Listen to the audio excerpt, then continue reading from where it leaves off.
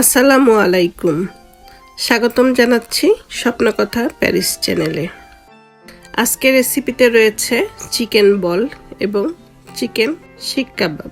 এটা কতটা মজা সেটা তো সবাই জানেন, আর ঘরে যদি নিজ হাতে তৈরি করা হয় তাহলে তো এটার সুস্বাদু আরও যেন বেড়ে যায়। তো সহজেই ঘরে কিভাবে তৈরি করা যায় সেই রেসিপিটা আজকে আপনাদের সামনে তুলে ধরছি।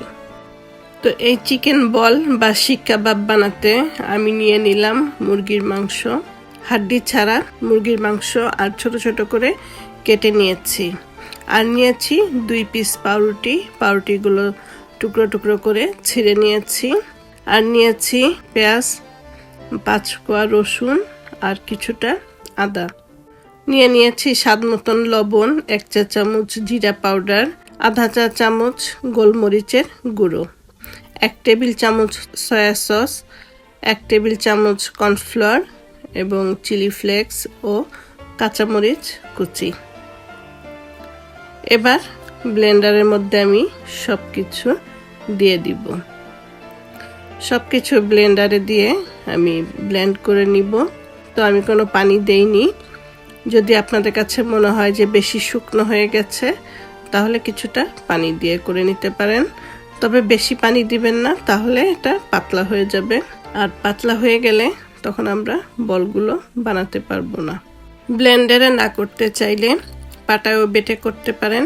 তো সবগুলো উপকরণ দিয়ে দিলাম, দিয়ে ব্লেন্ড করে নিলাম। তো দেখতে পাচ্ছেন আমারটা কিরকম ঘনত্ব হয়েছে, যে আমাকে আর এক্সট্রা কোনো কিছু আর মেশাতে হবে না। তো আমি এখন এটা একটা প্লেটে তুলে নিব। এই পর্যায়ে যদি আপনার কাছে বেশি পাতলা মনে হয়ে যায় তাহলে কিছুটা কর্নফ্লাওয়ার অথবা পাউরুটি ছিঁড়ে মিশিয়ে নিতে পারেন, অথবা বিস্কিটের গুঁড়ো দিয়ে দিতে পারেন। আর এটা কিছুটা নরম এমনিতেই হবে, কারণ একদম শক্ত বানাবো না। একদম শক্ত বানালে ভাজার পরে কাবাবগুলো বেশি শক্ত হয়ে যাবে, তাই একটু নরম রাখতে হবে। আর নরম রাখলেই কাবাবগুলো সফট হবে। তো নিয়ে নিলাম কিছুটা তেল, রান্নার তেল। তেলটা হাতে লাগিয়ে এরপর আমি বলগুলো বানিয়ে নিব। তো এরকম করে আমি সবগুলো বল বানিয়ে নিব। সবগুলো বল বানিয়ে নিয়েছি, আর কিছু আমি কাঠি নিয়ে নিলাম। তো এই বলগুলো আমি কাঠির মধ্যে দিয়ে দিব। তো এই কাবাবগুলো আমি 3টি ডিজাইনের করব। তো এই তো একটি করলাম, যে একটি কাঠির মধ্যে আমি 3টি বল দিয়ে দিলাম, এবং বলগুলো আমি একটু ফাঁকা ফাঁকা রেখেছি, লাগিয়ে দিইনি। তো এভাবে আমি 3টি করে নিলাম। এরপরে আরও বাকি 3টি আমি করে নিব, যে 3টি বল দিয়ে তো হাত দিয়ে চাপ দিয়ে একদম মিশিয়ে দিব। তো এভাবে করতে চাইলে আপনার বল বানানোর দরকার নেই, কিছুটা যখন ব্লেন্ড করেছিলাম ওখান থেকে রেখে দিলে সেটা দিয়েই এরকম করে নেওয়া যায়। তো আমি যেহেতু বল বানিয়ে নিয়েছি, তো বল দিয়ে হাত দিয়ে চাপ দিয়ে আমি এরকম করে বানিয়ে নিলাম। তো এরকমও 3টি স্টিক আমি করে নিলাম। এরপরে বাকিগুলো আমি এমনি গোল বল রাখবো। তো আমি 3টি ডিজাইনে করে নিলাম। একই উপকরণ দিয়ে 3 ডিজাইনে হয়ে গেল কাবাব। তো এটা দেখতেও ভাল লাগে, যে 3 রকম একসাথে যখন 3 রকম পরিবেশন করবেন সেটা দেখতেও ভালো লাগে। আর বাচ্চারা বিশেষ করে এই কাবাবগুলো বেশি পছন্দ করে, বড়রা তো করেই।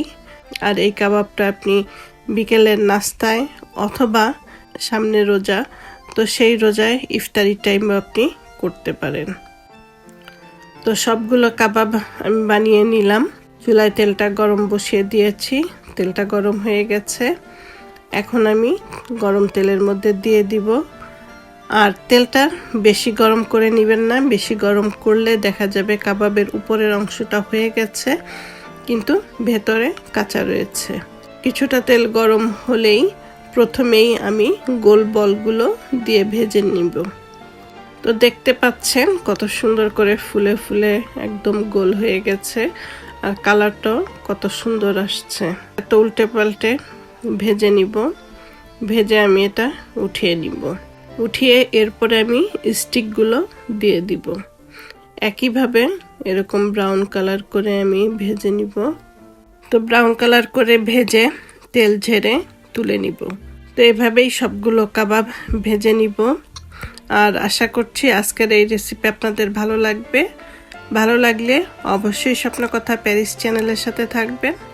আবারও কোনো এক রেসিপি নিয়ে হাজির হয়ে যাব। ভালো থাকবেন সবাই। আল্লাহ হাফেজ।